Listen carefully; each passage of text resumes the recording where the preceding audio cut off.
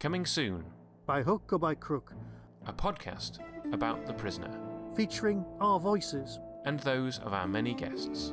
The headline was, "I regret to say your wedding falls square in the middle of the Prisoner Marathon."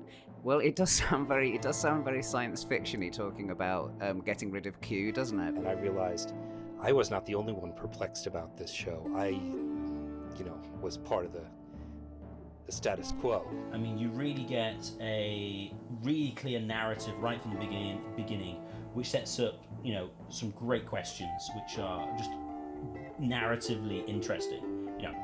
Why does he resign? Where is he? What is this kind of all about?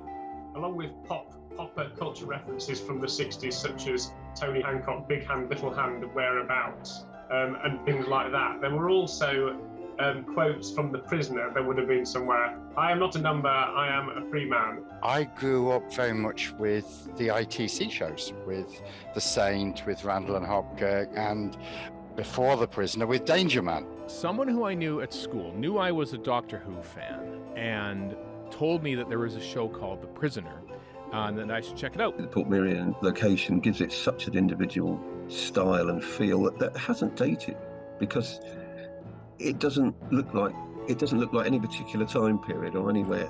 It lands a bit differently in 2022 than 2004, because it felt like it's no longer a TV series that's kind of got that kind of chic 60s gloss, but it feels somehow a little bit darker and grimmer all of a sudden. But that's entirely me projecting. Overall, the arc of the character is, as they try and break him, they're using more and more extremes, and this is a combination of hallucinogens. And I just binged it insanely. It was one of those things where it's like, okay, partner goes to bed and I'll watch one episode of something and I'm still there at 3 a.m. I certainly know that I saw the first episode live, and I definitely saw the last episode live, because the whole country was eagerly waiting for this denouement, which obviously, as everybody knows, turned out to be an absolute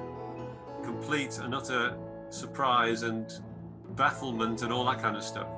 I like the fact that I still don't quite understand what the hell is going on. and there are so many different ways you can read it. To listen to this trailer in 5.1 surround sound, and for more information about the podcast, please visit ufocast.co.uk/prisoner. be seeing you